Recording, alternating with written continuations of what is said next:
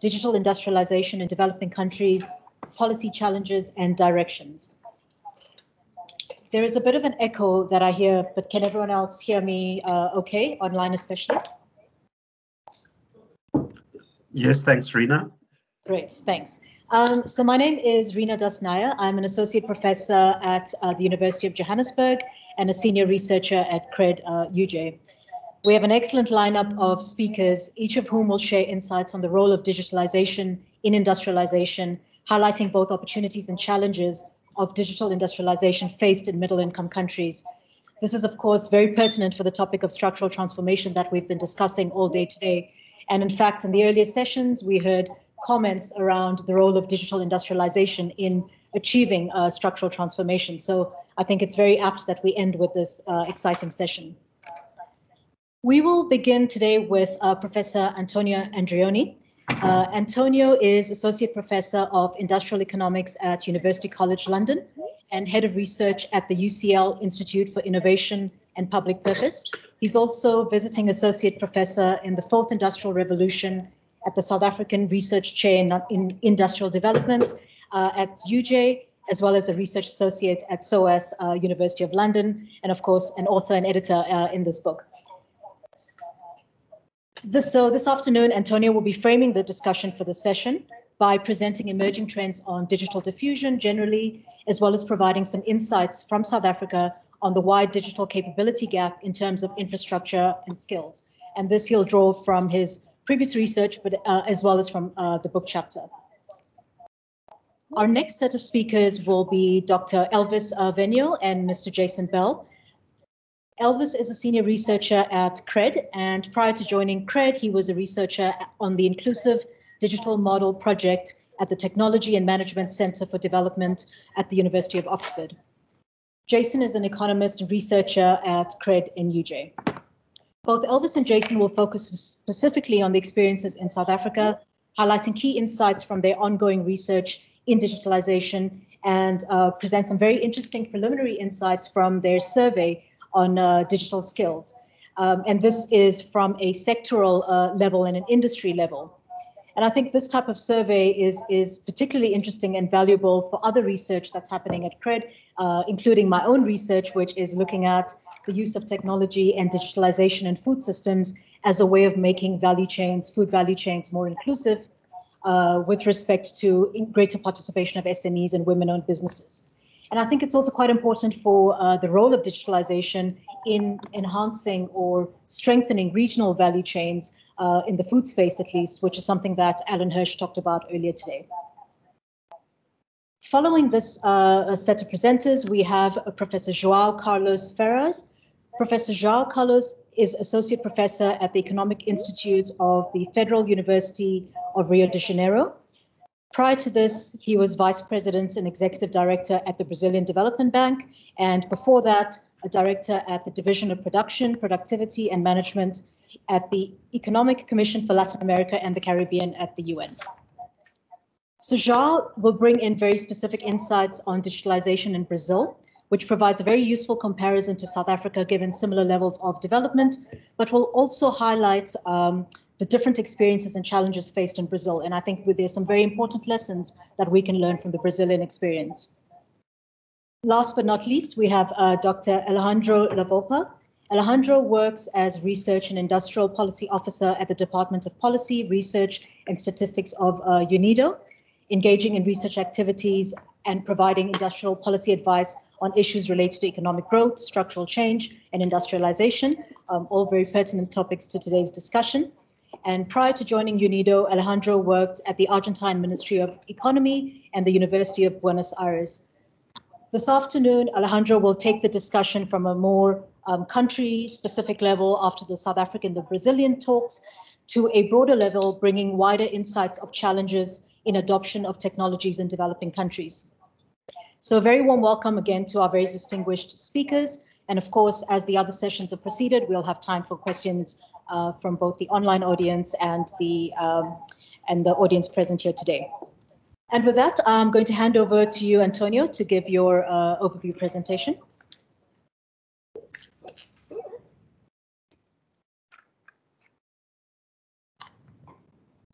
Thanks so much, Reena. Thanks for the kind introduction, and it's great to be here among friends to discuss this topic. And as you mentioned already in the previous session, we have had some reference to digitalization and how we understand digitalization in a middle-income country context. So what I would like to do today is very much start this conversation by highlighting a few of the key contributions that we made in this book and related research, including the ongoing research on digitalization, also looking at comparative perspectives across middle-income countries. And I deliberately titled my presentation as Digital Transformation, and hope it will clear immediately why I'm referring to a plurality, a variety, a different type of transformations that we are observing. And part of the work that was done for this book was very much inspired by the idea that we needed to go deep in understanding what were the different potentials that these technologies were offering, what were the context-specific, industry-specific, firm-level specific structural tensions in the adoption, use, deployment of these technologies, and ultimately what are also the capability gaps in the context of digitalization that prevent countries like South Africa from engaging and benefiting from the opportunities that it presents. Now, many of us are familiar with this type of graphs. Over the last 8 years, probably, these have been populating all major international reports on digitalization, and they all suggest the idea that we are in the middle, or we are already fully into a fourth industrial revolution. And I would claim that, especially when we look at countries like South Africa, this type of representation of the ongoing digital technology landscape at the global level might be actually quite misleading. And the reason why it can be quite misleading is that we are observing at the same time many types of revolutions, and many of them are still in the making. If we look at the sort of chart which points to this traditional way of thinking about evolution, in particular in the context of digital production technologies, the question is where to locate South Africa and middle-income countries in that space. And I would claim that South Africa is very much not into the full fourth industrial revolution, but in fact is struggling to engage with a number of challenges that come from its incomplete third industrial revolution and the kind of premature industrialization challenges we discussed in the previous section, and lack of diversification, as much as is as a result of that engaging only with a limited number of technologies. Having said that, we will see that based on the work we've done on the ground, there is a series of pockets, islands of digitalization that already points in the direction of where government could look for digital industrial policy for supporting further digitalization, and the other side of the coins of digitalization, which of course is much more related to how to use these technologies for more inclusiveness, not against inclusiveness and job creation, how to use this technology for more sustainable value chains. Now, the reason why we can say that there are many revolutions, and I will articulate that further in the presentation, is that when we talk about digitalization, we are talking about different technologies whose level of maturity is very different. If we think about robots and robotization, this is something that dates back at least the 60s. If we think about 3D printing, if we think about some of the additive manufacturing technologies, again, we already find some of them in the 90s. So the issue is really understanding the different level of maturity, and also what Andreoni was referring before, the extent to which these technologies are now transforming as a result of processes of technology fusion. There is also differences in terms of the industries and the level of adoption, partially as a result of different business models innovation, but also as a result of the type of diffusion along value chains. And we can go back to that later on in the discussion, because of course this very much connects to the last two sessions and the idea of framing this type of transformation in the context of global value chains and the power dynamics within them. And finally, of course, the geographies, the levels of foundational capabilities that each country present and their productive structure create, induce certain type of adoption and diffusions of these technologies. This type of idea was behind this work. This is work done with Justin Barnes, Anthony Black, who presented before, and Tim Sturgeon from MIT, and of course build on a broader set of engagement that Cred and Sarchev started already in 2019 with other colleagues as well from Brazil were involved. I will try to present three main arguments. One, first of all, quickly, what is really that we are looking at in this space of new digital economy. And what we emphasize in the chapter is that we really need to understand the two sides of the coin. On the one hand, the technologies, but also the fundamental different business models and how these business models shape also the industry and processes of value creation and value capture. Secondly, what this new landscape means for countries like South Africa, and in particular at the firm level, what type of tensions exist in terms of the adoption of these technologies. And I will in particular emphasize the fact that while we think often about the transversal nature of these technologies, actually their application is very industry specific. And this also has profound implication in terms of how we think about digital industrial policy. And secondly, the extent to which the digitalization is actually following a more incremental, efficiency enhancing, retrofitting type of pattern vis-a-vis a more disruptive pathway. And finally, I will try to emphasize this issue around what is preventing at the level of digital capabilities the adoption of some of these technologies and what type of policy mix are required. Now, if I start from this issue, I mean, we are in the chapter, in the work we've done, we've very much started looking at carefully digital production technologies and things like advanced robotics, factory automation, cloud computing, big data analytics, and so on. And all these technologies, as I mentioned, are at different level of maturities and are evolving through technology fusion very differently. In some cases, they are mutating towards the creation of new space of technology. This has happened already in the third industrial revolution if we think about mechatronics application. Why this is so important is because, of course, when we are working with technology platforms which have high level of integration and fusion, the kind of capabilities that are required for countries to engage become much more diverse and coming from different fields of science and engineering, which means that, again, the threshold for engaging with these technologies is higher. In many cases, these technologies at the same time introduce both incremental changes. If we think about lots of the examples that were raised before, and we'll come back to later in the mining equipment industry, the introduction of predictive maintenance in a more digital form. This is an evolution of forms of predictive maintenance that pre-existed, but actually has massive efficiency enhancing results. But also disruptive changes. And here we see that potentially in South Africa we have a more limited understanding also how these disruptive changes will transform the opportunities for industrialization in the country. And the other emphasis here in the chapter has been very much across all the book to emphasize how manufacturing is still something quite unique in terms of the space for digitalization and digital production technologies and the scope for application of these technologies. But at the same time, we see an increasing and significant application in the agriculture, the food businesses, mining, and construction. What actually is paradoxical is sometimes that given that we are still operating in the early stages of engagement with some of these technologies, even the data that are collected through these new technologies are not fully utilized for increasing business functions or production functions.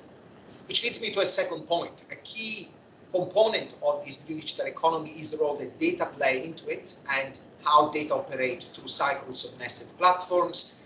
What is interesting is that not only industries are heterogeneous, but also data are heterogeneous, and in particular data that are generated, for example, in mining or agriculture in very context-specific places can provide, exactly because they're more diverse, variable, can provide more space also for other firms to create domestic learning processes of increasing productivity and efficiency and innovation in these areas. And this is what we are continuing doing with Simon Roberts and other colleagues at Cred in other sectors.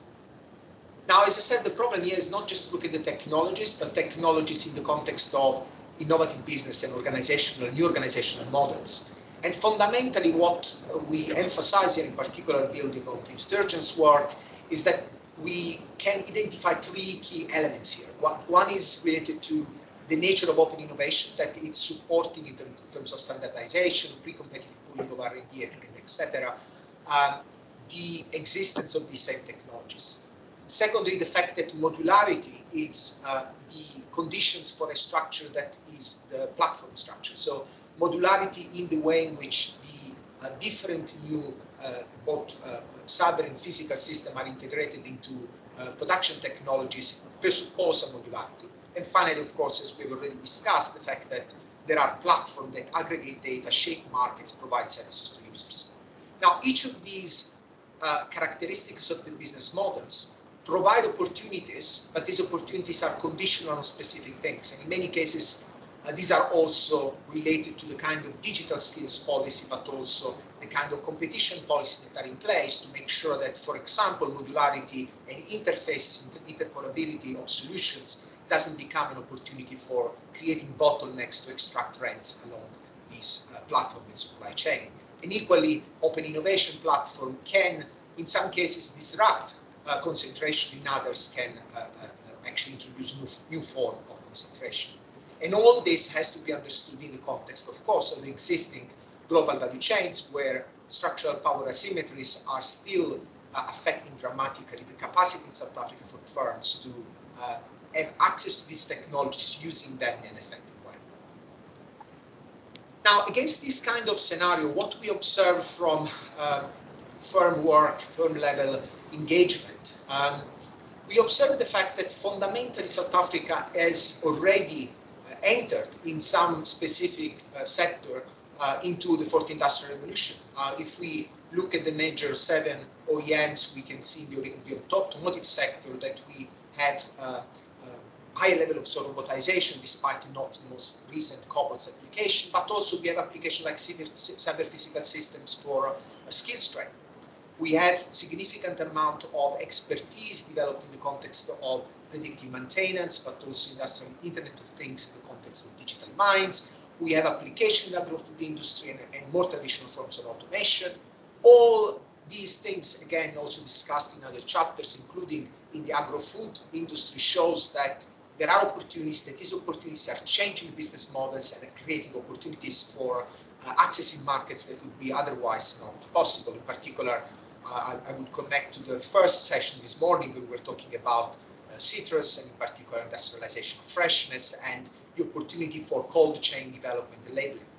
But the fundamental issue is to realize that all this technology, which might look transversal and are transversal to a certain extent, they also find very specific sectoral application. The Internet of Things and capabilities required in robotization in the automotive sector are very different from those that we apply in the context of agro-food and cold chains, as much as the type of automation robotization is different. What are the elements we observe from firms? Well, we observe that firms are in front facing digitalization and looking at the trade-off that digitalization presents. And on the one hand, the opportunities, on the other hand, the challenges and the extent to which these challenges are surmountable or not. The kind of tensions that we highlighted in the chapter are fundamentally these four.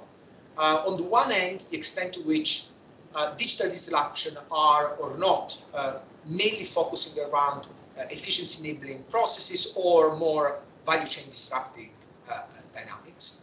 The second one is the extent to which some of these digital disruptions are remaining in the digital space or actually operate in the full cyber physical space, so across the entire value chain of activities and business function. The extent to which there is the emergence of new entire business models, and finally, the extent to which these opportunities are or not within global value chain structured in a way that allow domestic firms to become themselves capable to own this technology and innovate on top of that. What we see in South Africa, well, we see that for each of these areas, the type of engagement of companies has very much remained at the first level of incremental retrofitting based efficiency enhancing type of engagement. we see that when it comes to the full integration into cyber-physical system, there is a huge amount of heterogeneity. In the case of mining equipment, there is much more engagement in that space. In other industries, there is some attempts in that direction, but these attempts have not yet delivered the kind of outcomes that were expected. There is a limited awareness among firms, but in terms of the disruptive nature of this new business model, and in particular the extent to which some of the more disruptive technologies might require a complete reorganization. If you think, for example, the automotive sector of the not only OEMs but also the supply chain, but also an awareness of the opportunities, for example, that additive manufacturing offer in terms of rapid prototyping, retooling. There are some of these first initial catch up from the firms, but limited capability. And in general, the issue that I will not emphasize because it's been discussed very much also in the other section, the form of power imbalances that are constraining the use of these technologies is still very much widespread. What I wanted to emphasize, and this is very much the last couple of slides, it's the fact that when we look at more the, if you want, supply side, what firms are trying to develop and they are struggling to develop from the point of view of digital capabilities, we realize that there are a set of basic intermediate capabilities that the advanced countries have developed over several decades of industrialization that are preventing further development of more advanced capabilities themselves. This is important because, of course, there has been a big emphasis, a sort of disconnect between putting too much effort on trying to catch up at the frontier, forgetting that without basic and intermediate capabilities at the organizational level in particular, these technologies cannot be effectively integrated. And of course, these are technologies which require reliable environment to operate, and the current setting in terms of the energy infrastructure and digital connectivity prevent their effective use. When we go specifically, and this is really my last point, into the digital skills sector, we realize that there are new digital needs that create multiple pressure. This multiple pressure operate at the same time. Lots of the CETAs and vocational training institutions we are also working on at the moment, they are basically in this dilemma type of situation. They have to develop at the same time basic and intermediate skills. They have to redesign skills profiles, and they have to do that also to make digitalization an inclusive process, while at the same time they have to engage with frontier kind of capabilities that are required to engage with the integrated, fused nature of some of the digital technologies. And of course, this is happening in an environment where there are institutional and structural bottlenecks. It's impossible to really deliver effective training without firms that are engaged in the process of the job training and firms that are themselves capable to actually organize this process. And we'll see later that often firms, when they're asked what type of real skills they need, and digital skills, not always are able to give an answer. And this is the last point. The point is that exactly because these issues are very much part of the power dynamics, value chain restructuring, the inclusiveness agenda, the skills and technical aspects that I introduced briefly, we really need to think about how to move beyond silos policy making in this space, because a number of policy areas which have not been fully integrated or integrated at all are absolutely essential to make possible to move into this digitalization. And areas such as the standardization are very much intertwined with technology policies, which is very much intertwined with finance and so on and so forth. So what we really planned in this contribution is to move towards an approach that emphasizes a more systemic engagement with the challenges that South Africa is facing and builds on the islands of and pockets of digitalization which are in place. Thanks for that. Thanks very much, Antonio, for framing the discussion that we're going to have the rest of the afternoon, but also giving examples from South Africa to try and illustrate some of the points that you've made. If we can move on to our second set of presenters, I understand that there'll be two presenters talking about some of the work that's happening at CRED around digital industrialization, as well as a survey. So you can please go ahead, Elvis and Jason. Thank you, Reena. Many thanks, Antonio, for setting the tone for the session. As indicated by Reena in the introduction, our presentation this afternoon focuses primarily on some of the preliminary insights that we are getting on digital industrialization, particularly in South African manufacturing, mainly drawn from our digital scale survey.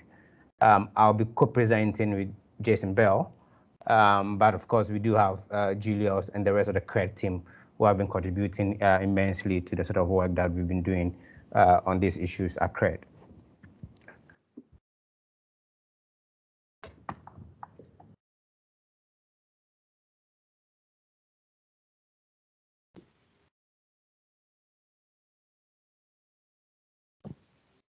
I think we may have lost Elvis. Elvis?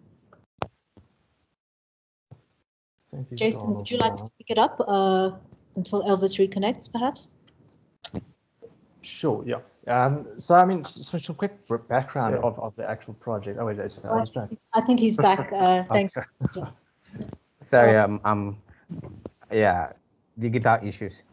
So I would like to highlight, as I was saying, that this work is still in progress, and we are happy to sort of further elaborate on some of the issues that may come up more broadly in the discussion session.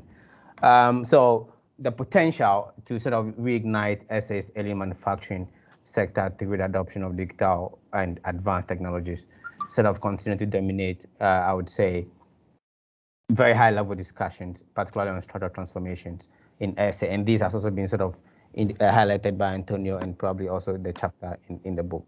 And our observation as IDTT or as a think tank, based on some of the earlier works that CRED has done for IDTT, is that there is sort of a general lack of micro level knowledge and understanding of the current state of digital technologies adoption, and as well as digital skills and capabilities in South African manufacturing. So the IDTT's theme on digitalization have been working on some of these issues, mainly sort of to provide a more granular understanding of the readiness of firms for the new era of manufacturing that we see emerging based on digitalization, as well as say some of these issues that we are discussing in terms of skills gaps, in terms of digital technology transformation, and as well look at some of the issues around firms' future orientations towards digital industrialization. So the rest of our presentation is based on some preliminary analysis of some of the issues that we've gleaned from sort of our online survey of the 3 manufacturing and sector education and training authorities that we conducted in March 2021. And our digital skills survey, of course, was conducted as part of an ongoing project between the IDTT and the Statutory Industrial Development, with support from the DTIC and as well as the CETAs, MESITA, CHITA, and as well as FPNM. So a brief description of the data, we obtained about 516 responses that have that is quite unequally distributed across the 3 CETAs that we surveyed. So to sort of contextualize what we mean by digital technologies, for instance, we've been working with general classifications of generations of digital technologies that is quite dominant in the literature, and probably drawing from works by João and Alejandro. And this is quite established in the broader literature.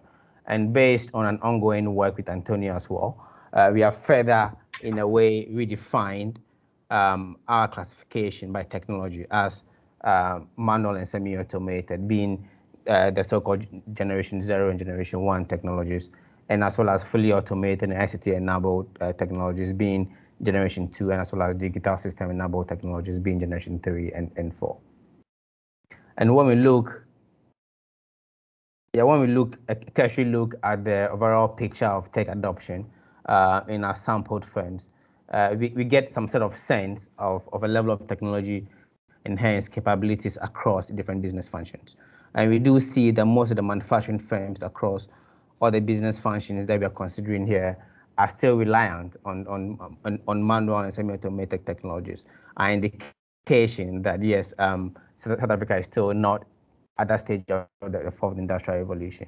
And the data also shows particularly that one business function product development, and the second one being product management, have the greatest degree of heterogeneity in terms of their adoption and use of other forms of technologies, being in terms of the fully automated and ICT enabled, as well as the digital system enabled. And in terms of a breakdown of business functions by our CETAs, we do see that the current level of adoption by the 4 business functions across the CETAs sort of same level of heterogeneity, and we do see quite a vivid picture here, with most of the firms across the CETAs using still very manual and semi-automated technologies. We do somewhat observe a more promising patterns of digital technologies under the production and management business functions across all the CETAs, sort of indicative of the fact that technologies may have peculiarities across different uses that may, and this particular issue may be worth exploring further in our analysis that we intend doing with the data. And for production management business function, for instance, as well, we think that there is a magic there that we need to explore further and possibly understand the specific functional applications of some of these technologies that we do see sort of having heterogeneous applications, particularly across these specific business functions. So we also undertook a bit an industry breakdown. We do understand that there is quite a substantial literature indicating that the adoption of technologies varies across both industries, but as well as firms. So our next 2 slides present industry and size breakdowns of tech adoption that we observe in our data. And based on SA's standard classification of economic activities, we do ascertain sort of technological adoption at the industry level, particularly for our data. And the data does corroborate with our earlier observations, suggesting that the current technology infrastructures, at the industry level are driven mainly still by manual and semi-automated processes. We do, however, observe some degree of heterogeneity as well in terms of more complex technologies. And in some cases, this is rather mixed and requires some sort of analysis from our part going forward. So just to give an instance here, we do see, for instance, furniture and plastics as some of the laggard industries in terms of the adoption of digital, more digital inclined technologies. What we do see, for instance, fast-moving consumer goods, petroleum and wood products, metal engineering, and as well as pharmaceuticals as being some of the leaders in the adoption of more digital-based technologies. And this heterogeneity due to the level could be as well due to the level of capital intensity, but as well based on the point mentioned by Antonio regarding the adoption rates across industries, as well as the diffusion of technologies across some of these industries.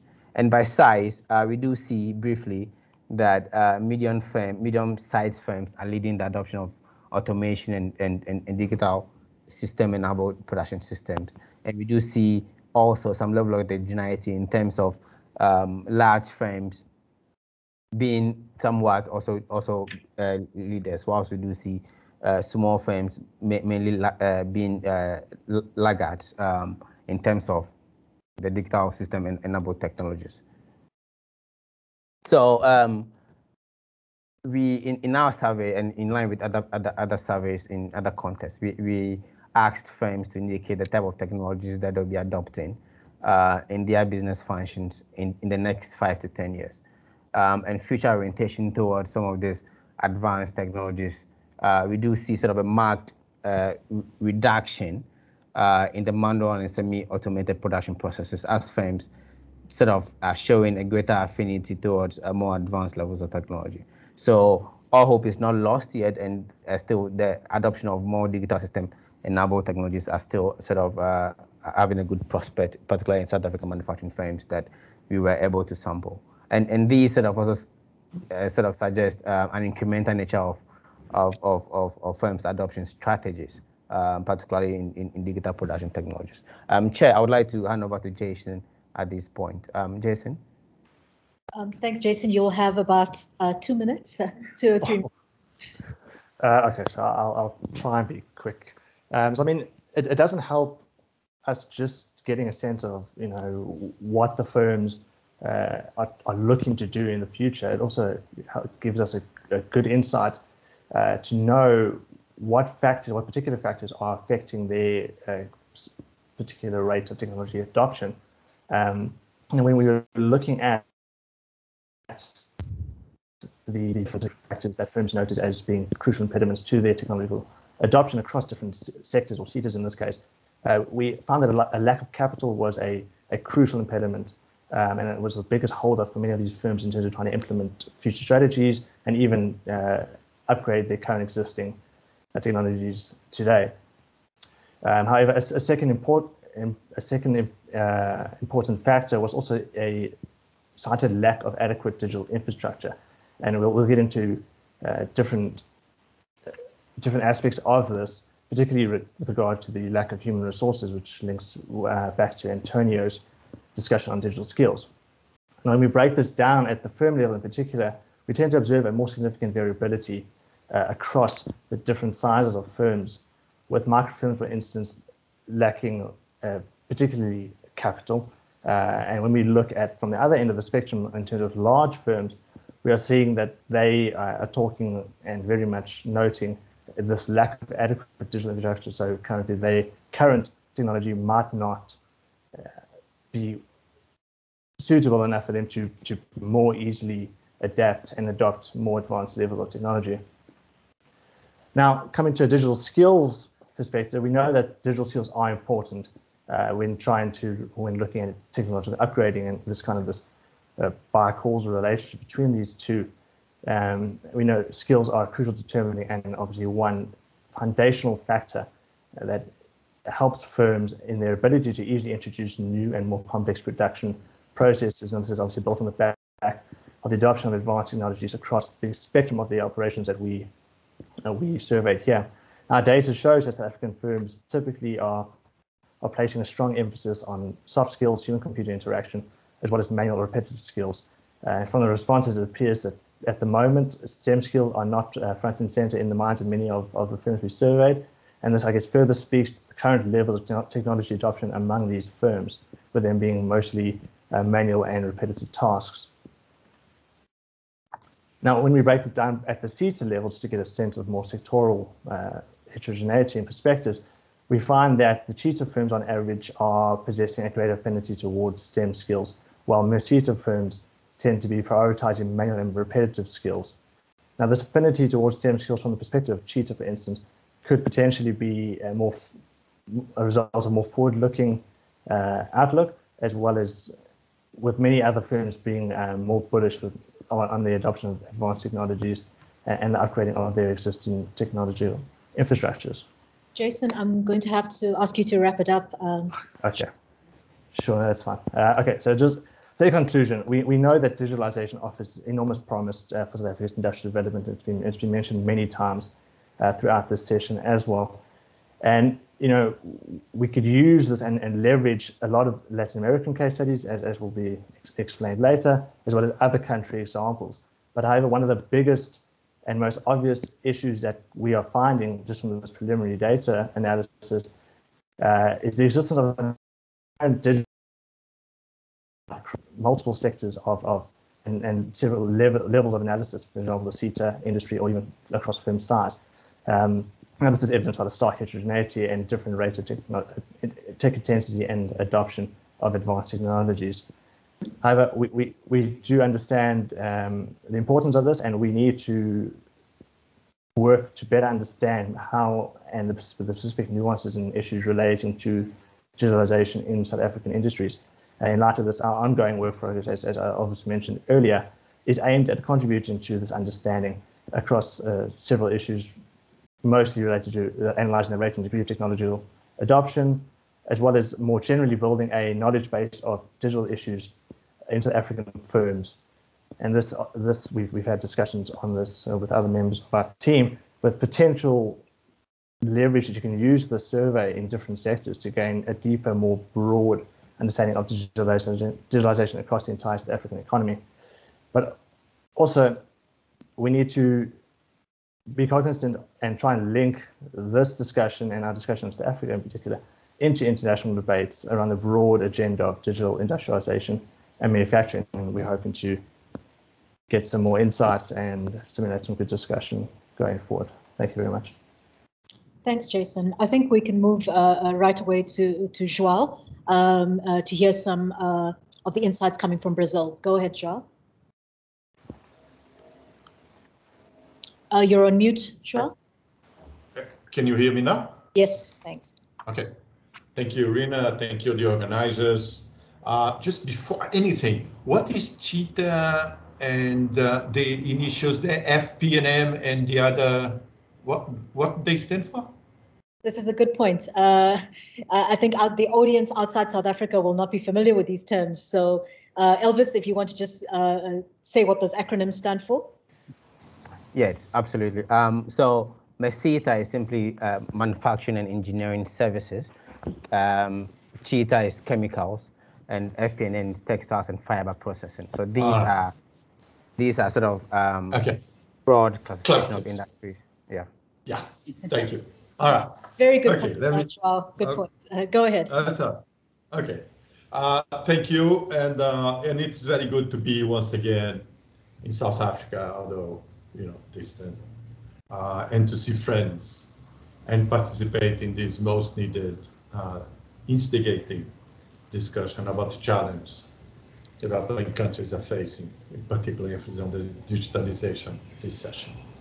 My general comments on the book and the discussions of the sessions that I attended before is that if you just go substitute South Africa for Brazil, the conclusions are not that far ahead. Yeah, I think that most of the reflections and the challenges that are associated with South African development are also they stand valid for the case of Brazil. So I do hope, and Jason and Elvis already brought this suggestion in. I do hope that what you have been discussing somehow we could bring to Brazil. I will bring to the discussion few findings of a research program that we have been carrying out for the past 5 years has revealed, and issues of concern raised by the findings that we had. This is a group of friends, researchers from the Federal University of Rio, from the State University of Campinas, and the Federal Fluminense University, and we have done 2 surveys, 750 firms in 2017, similar survey, very similar survey in 2019, 2020 with 1,000 firms. There is a common group there that I'm going to comment of 300 firms that answered the same questions in those 2 periods. Also, the same approach, similar to what Elvis and Jason brought in, has been the method of doing research in Argentina, in Vietnam, in Ghana, and in Thailand. Argentina with the support of the IIPP and the Intel, and the 3 other countries with the support of UNIDO in the previous industrial development report. We worked with Alejandro.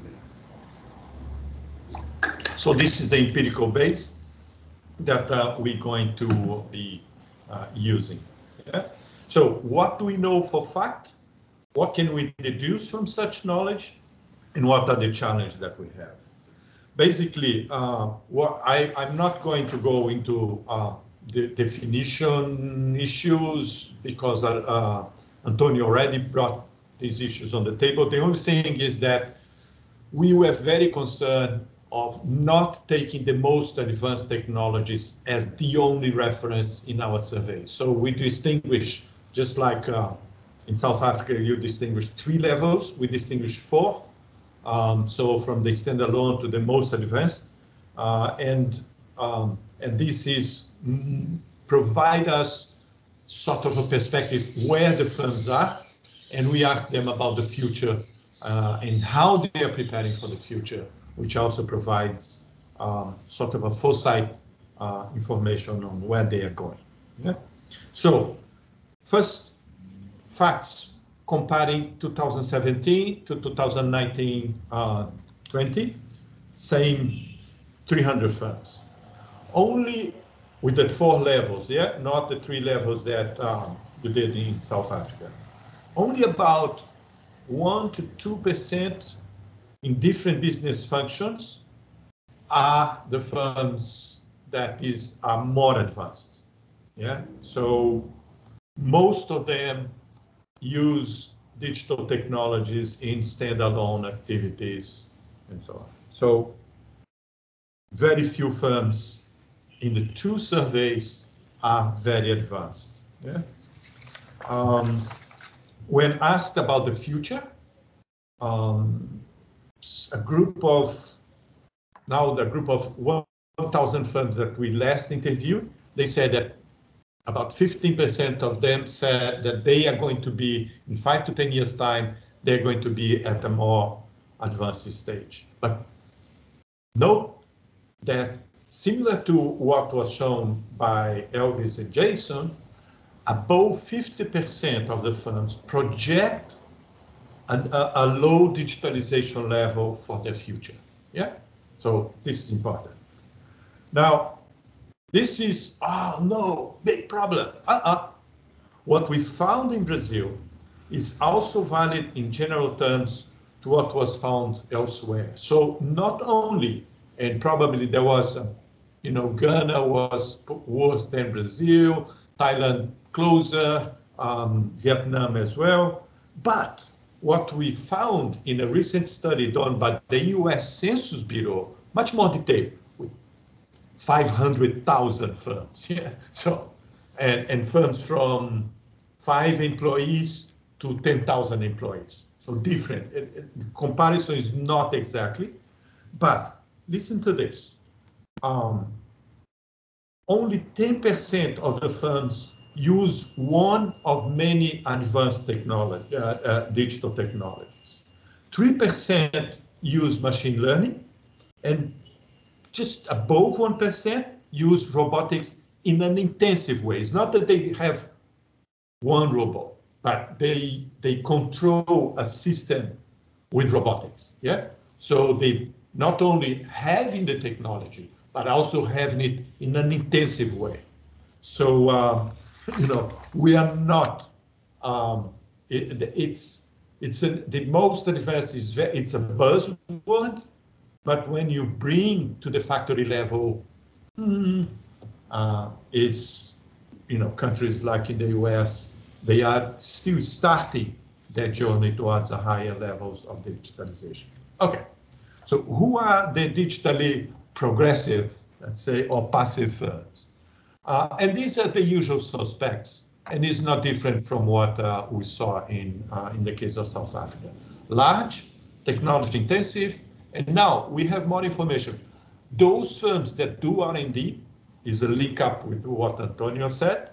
Those firms that engage in training, those are presentations before practicing, and export-oriented firms have a higher probability of being more advanced in Brazil than those firms that are smaller, non-technology intensive, no R&D, no training, no export.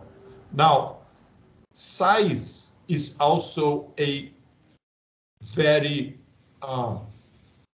relevant issue to explain the US case. So, and age of firms in their case is also relevant.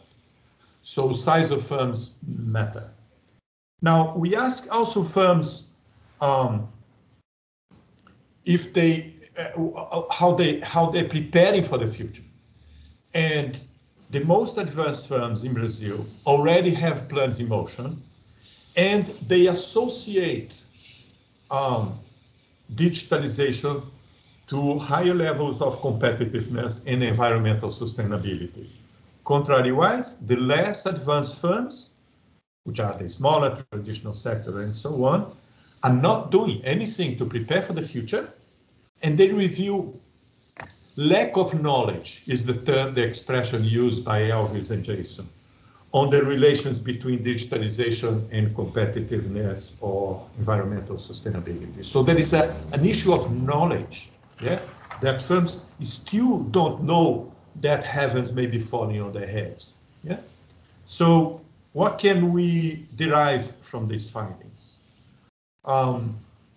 First, that digitalization, if digitalization leads to different business models, as Antonio put it, towards a more integrated, interconnected, more intelligent, intensive business model. And these three things, integration, interconnection, and intelligence, are key issues here. If it makes a difference, if these factors lead to superior economic and competitive performance in time, then departing from now, then I'm going to design three scenarios and be quickly over. Departing from a situation of structural heterogeneity, yeah? Strong differences in capabilities and performance within the industrial sector, within the firm. So given this, three scenarios. One, that heterogeneity will remain. There will be space of survival for most firms as long as the market niches of lagging behind remain alive. Cheap, no quality, immediate responses niches. That's the first scenario. Very likely. The second is what I'm going to call an excluded homogeneity, where more advanced firms grow ahead of lagging behind and take over their market niches, even the cheap products, the low quality, and producing even better products for those market niches. But they are capable of producing fast, with better quality and lower price to occupy those market niches, excluded homogeneity. And the third one, inclusive homogeneity, where lagging behind firms move towards catching up with digital leaders. The competitive playing field would be more level, and benefits of digitalization could be spread out, diffused across society in terms of quality and price and delivery time of products and service in a much more wider way. So three scenarios, and then the policy implications. And here I'm going to add up from Antonio and what the book brought, let me call it a political economy and time perspective. What we find is 5 issues. First, without political priority at the highest level, no good. The second is without money, no honey. Forget it. Third, public and private alliances. And these are the examples brought in by the outstanding cases, the German case, where there is the alliance between the trade unions, the private sector, and the government, and the regional government, and the local government to push that Industry 4.0 initiative of them. Stable and meaningful results already said. The fourth point is long-term persistent plans. This is a long-term journey. This is not a political cycle issue.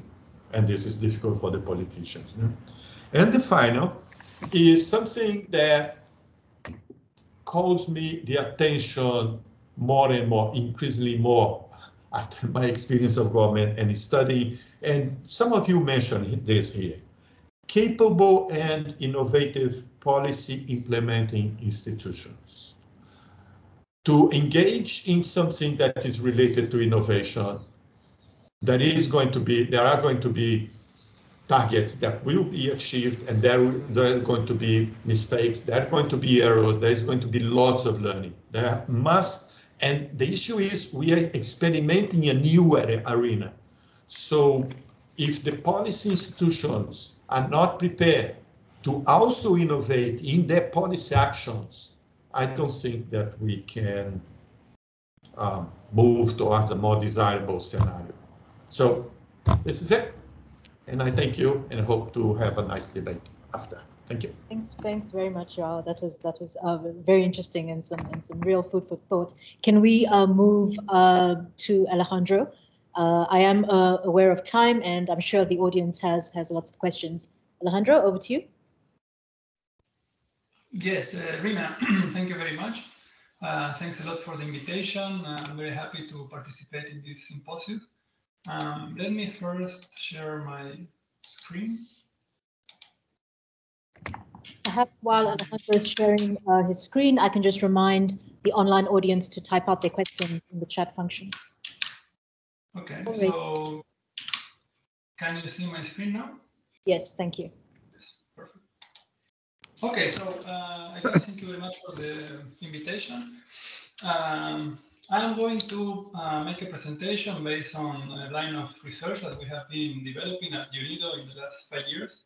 And I think this comes very well with the previous presentation. So congratulations to the organizers for setting up this session very well. Let me start by saying something that Antonio has already mentioned and was mentioned in the other presentations.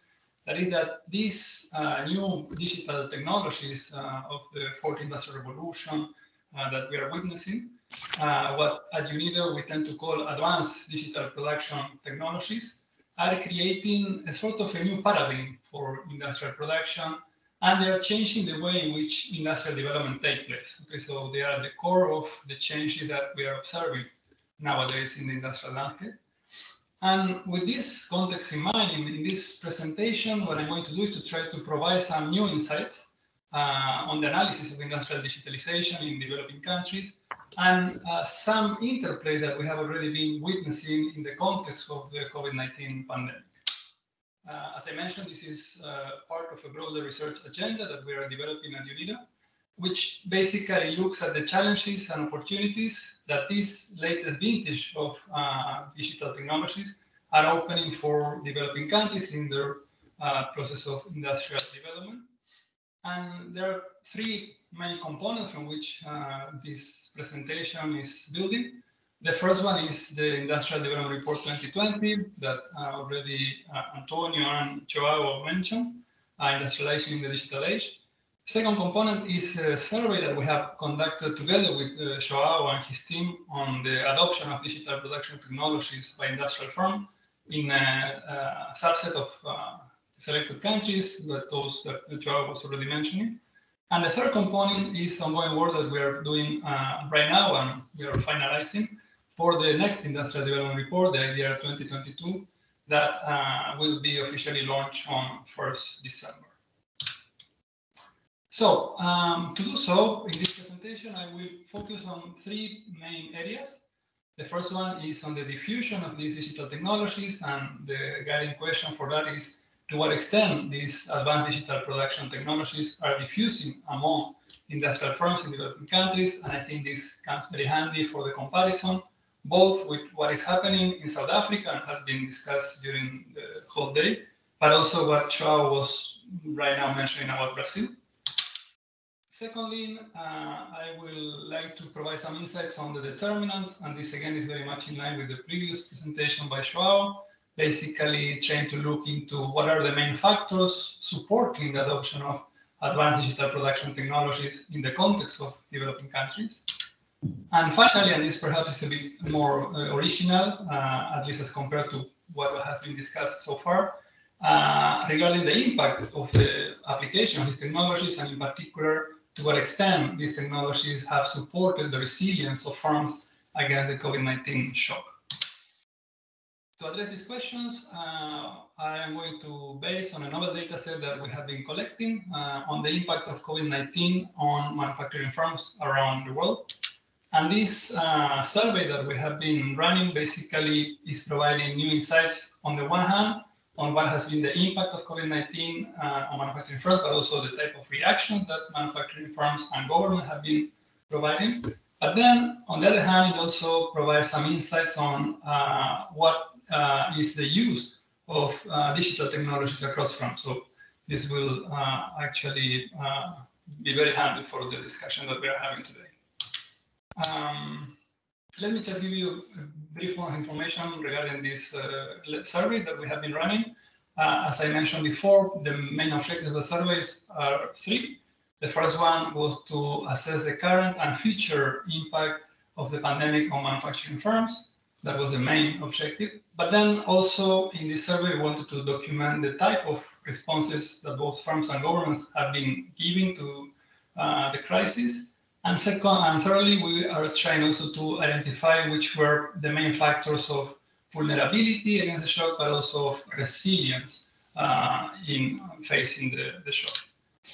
The survey has been implemented online with the support of local partners in the countries where the survey has been implemented. These partners were industry associations, Chamber of Commerce, universities, government agencies, and so on and so forth.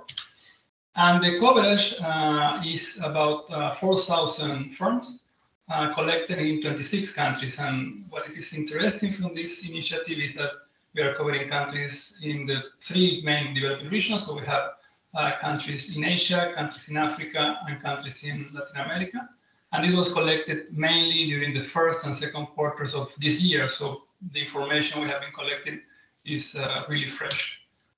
For you to have an idea of what was the geographical coverage, here you have a map. And you can see we started this round of the survey at the beginning of this year with 8 countries in Africa. You can see that South Africa was one of the countries included, but unfortunately we didn't have a very high response rate. On average, in total, we collected 900 firms for Africa. And then during the second quarter of 2021, we moved to Asia and Latin America, where we have surveyed 2,200 firms in Asia and 1,000 firms in Latin America. So what I was mentioning before is that the survey also includes a number of questions on the type of digital technologies that are currently used in the production of manufacturing firms. And the approach that we use is exactly the same approach that was proposed by João and his team back in the project of Industria 2027 in 2017. And the only difference with that approach, and is in line with what Elvis presented before, is that we have also added to these 4 generations, which João was mentioning before, an additional option for the firms, which is not having digital technologies at all, no? So analog firms. And then in the analysis that we have conducted, we are associating advanced digital production technologies with the last 2 more advanced generations of digital technology. So typically we're putting together generation 3.0 and generation 4.0 into a basket that we call advanced digital production technologies. Now, moving to the findings that I wanted to share today, and in view of the time, I will try to be very brief. As you remember, there were 3 areas that I wanted to cover. First, regarding the diffusion. Secondly, regarding the determinants of adoption. And third, regarding the impact, and in particular, in connection to the COVID-19 crisis.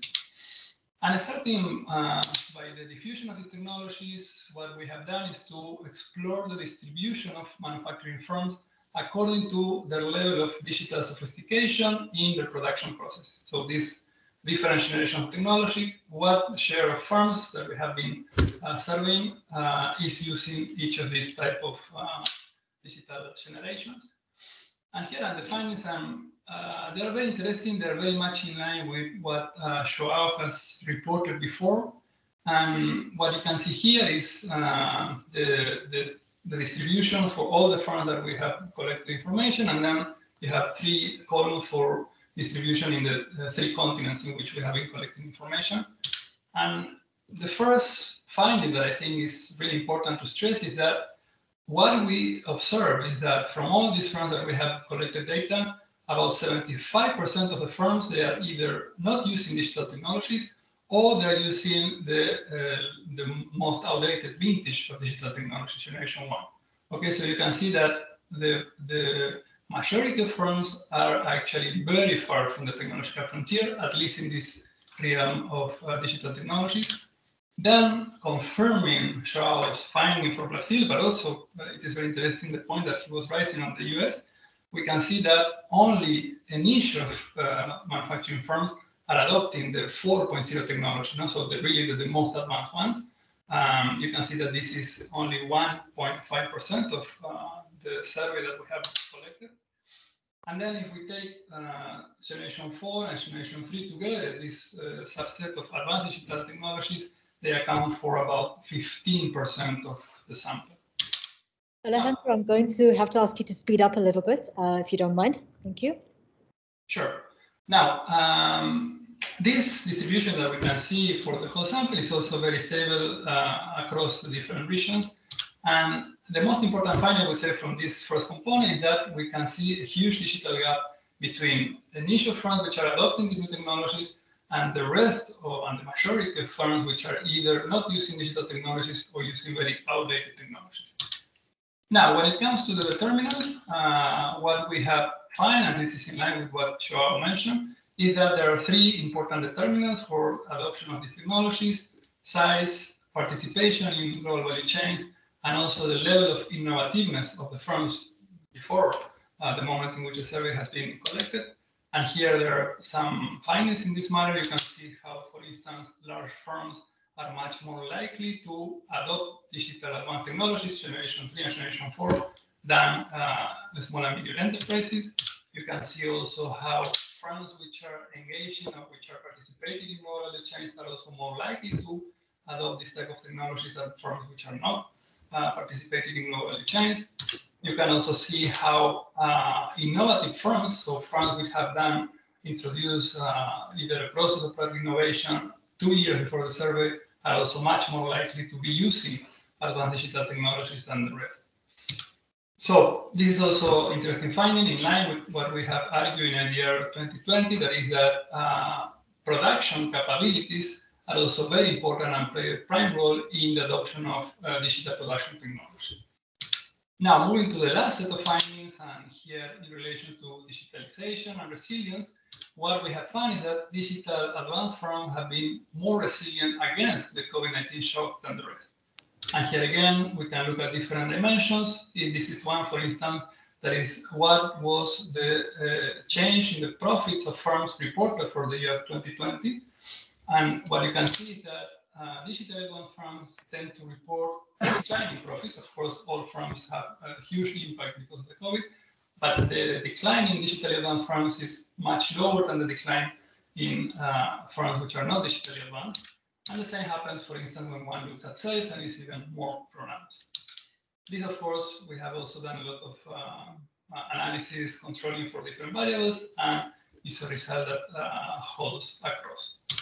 Now, moving to the main takeaways that we can extract from this analysis and the presentation I have done for the discussion.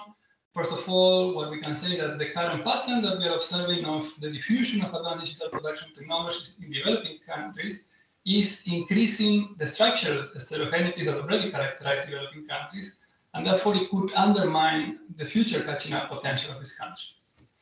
Secondly, we have seen that building production capabilities is key to address this bottleneck. So it's not just about creating digital infrastructure, but also we need to create the production capabilities that firms need to have in order to use productively this type of technology. And finally, something interesting is that beyond increasing production efficiency, that is one of the main elements that is always highlighted about the use of digital technology in production, we have observed that the use of these technologies can also be an important source of socioeconomic resilience. So thank you very much. I will stop here, and I am happy to hear questions and contribute to the debate. Thank you very much. Thanks very much, Alejandro, and thank you to all the presenters for very interesting insights. We are running out of time, so I'm going to go straight to questions. I don't see any questions on the chat. I don't see any hands up virtually. Are there any questions from the room? Any comments? Tando, go ahead. Thanks, colleagues. Thanks for the presentations. To cut straight to it, João, and I think to some extent Alejandro, I think having also looked at these issues of different countries, I'd be interested to know if there are some useful case studies of the types of, I think, João, what you put in your wish list of 5 items, these types of capable, innovative institutions, or where the kind of institutional structure around kind of digital industrial policy, etc., is showing signs of being particularly useful or productive or innovative, because I think it will also be quite important even for our analysis, perhaps to even consider benchmarks where things at least are shaping up in ways that are interesting, innovative, and where hopefully there's also a bit of political will behind it. Thank you. Thanks, Tondo. Are there any further questions in the room? Go ahead. So I have two questions. Thanks for the wonderful presentation. I really enjoyed that. I want to first talk on the issue of value appropriation, especially I think one of the speakers earlier on highlighted the importance of data in digital markets, especially in the platform economy. Just from the point of view of the studies that have been done, probably from that the speakers may be aware of, would there be any reference to, especially in the South African context, to some case studies that have that provide some insight into how firms are beginning to understand the value of data, especially with regards to monetization of it, because I think we talk a lot about how important it is, especially in terms of ensuring digital sovereignty and so on. We talk about ensuring that the data is protected, that consumers are protected, especially those that transact online. But I'm missing a conversation about where South Africa is in terms of the thinking around monetization, especially at a firm level. So my question is really around, is there any study or some insight that we can get in as far as what South African firms are thinking with regards to that? Just also as a point, I think it was interesting that I think on the issue of the survey, the digital skills survey that was conducted, that the small and medium companies seem to be leading in terms of automation and technological adoption. But at the same time, they are the most challenged when it comes to capital. Which I think is quite interesting, but I think there may be some nuances there that we may need to understand in terms of how then are they able to navigate the challenges around funding when actually at the same time they seem to be winning in terms of adoption. So that's just a point I think that we may want to reflect on. Thanks. I think let's get the speakers to answer these two questions in the interest of time. I think João, Tando's question was primarily directed at you, but yeah, you can go ahead. Thank you. We know from reading material produced by third parties that there are new approaches in public policies, especially when they talk about developing assessment tools that would localize firms, and after that, what type of support. Very little information on actually the instruments and the ways of going about in supporting firms. Very little. I think that this is just like the other person that was commenting. I think that, and this is the issue that we're discussing here now. We're currently, these weeks, we're discussing our work plan for 22. And one of the directions that we're going is to work with case studies through focal groups on why firms go backwards, why firms stay, why firms move ahead. We don't have from the data, we don't have this, more granular information, and we want to engage in that discussion and the difficulties and the type of instruments that would be feasible for them. Likewise, I think that, given the comment that was made, I think it would be very interesting if we go deeper into case studies of cases of introducing new instruments to foster digitalization. This requires more analytical framework, introducing concepts and so on. But I think that there is a nice avenue there for our work ahead. And, my final comment is, given the similarities of approaches that we have been, in all four of us that presented things here, I think that there should be a second round on discussing how we can work closer together.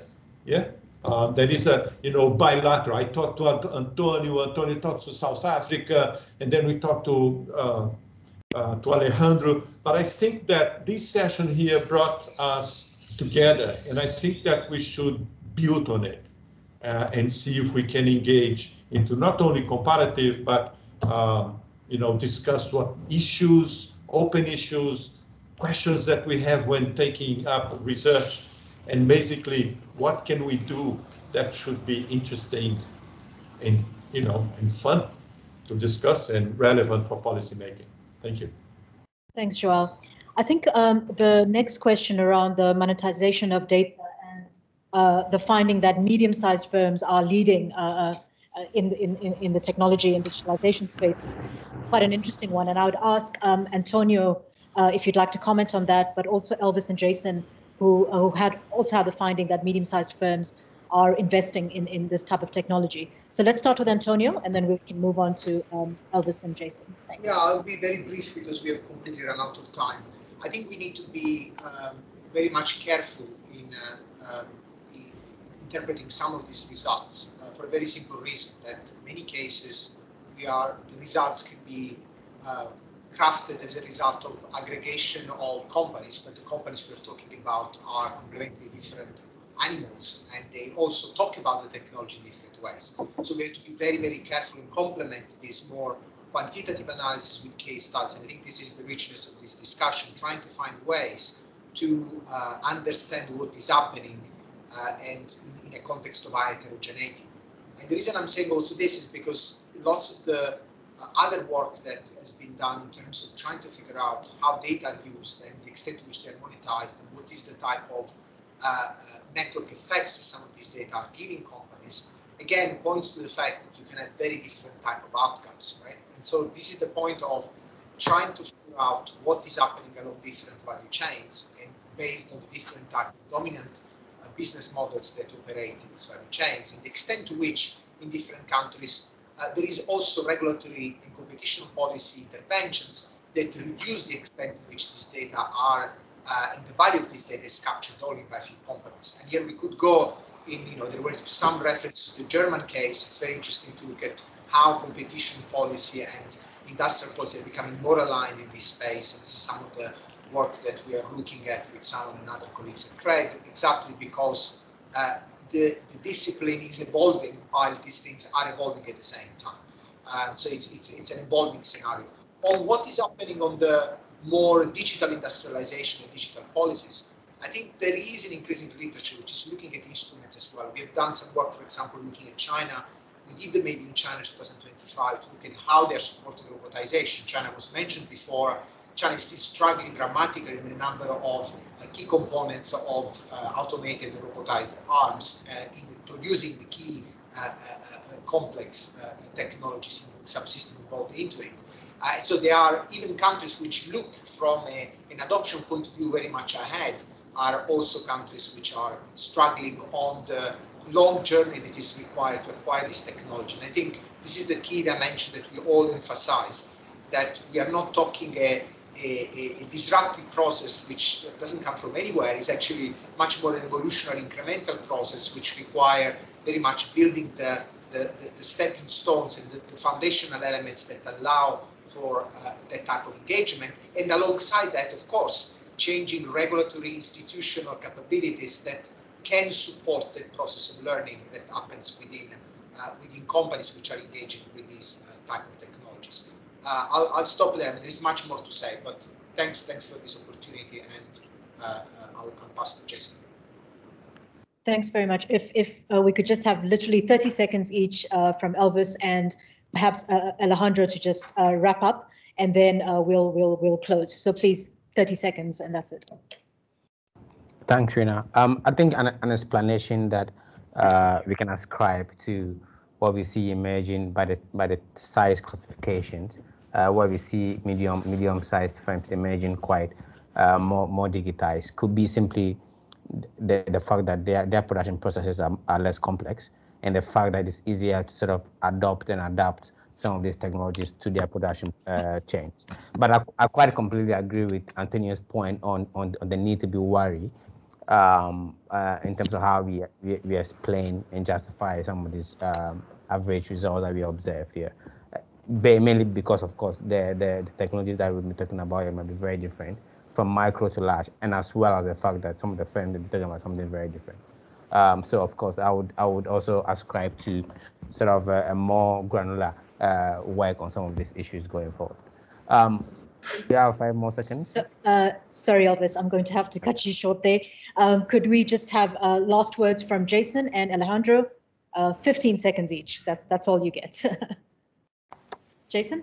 Yes, thank you. I mean, I guess the very brief to the point that was mentioned by João and Antonio and even Elvis now, that the data and the level of aggregation that we tend to present stuff at very much hides nuance. And the point made by the question regarding the challenge of lack of capital, but also at the same time seemingly leading, it's something we definitely would like to look into. I mean, we need to definitely gain some greater nuance, and it can only come from more in-depth analysis of particular firms and industries.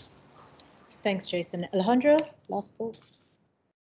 Reena, let me use my 15 seconds strategically and just to fully support João's proposal of strengthening our collaboration in these topics. I think we're all going in a similar direction, and it will be very interesting to try to continue pursuing this line of research together. Thank you very much for the invitation. I really enjoyed the session. Thank you. Thanks very much. I've had no time for my questions, but I'll engage with the speakers later. Thank you very much to all the presenters, and thanks for the stimulating conversation. And with that, we'll end this session, and I'll hand over to Nimrod for closing. Thank you.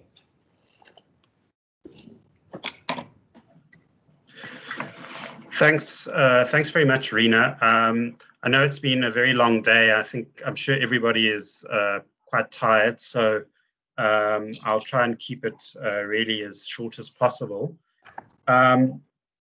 I have certainly found the various inputs over the course of the day to be very rich, and the discussions that have arisen from them. I think it has drawn out the many issues that are touched upon in the book, and what I think was particularly useful in a number of the sessions is that there were some quite strong policy recommendations or implications, which I still think need to be firmed up, but I think it does provide very important guidance on taking industrial policy forward. I think what was particularly useful was the discussions around the interface between macroeconomic and industrial policy, the centrality of what's been called these root industries, such as machinery and other critical industrial clusters, and the importance of growing those. The reflections from and implications for other middle-income countries,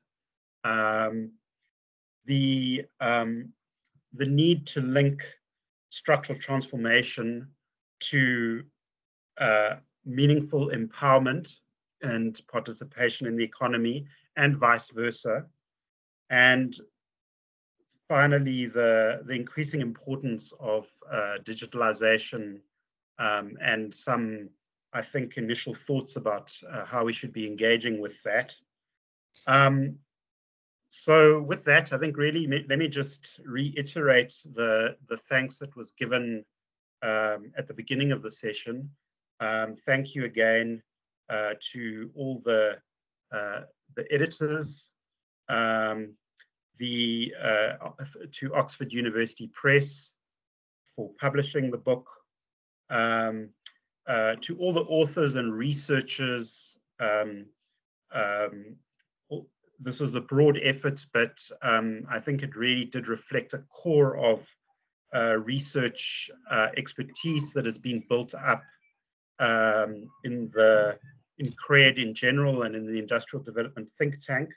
And then lastly, to everybody who's been involved in the actual logistics and planning of this hybrid symposium. Look forward to taking the conversation forward. I see many faces, people I've not seen in quite some time, you know, it would be great when you reach a point when we're able to all meet in person. So thank you once again, and I guess that brings us to the end of today's symposium. I think a round of applause is in order.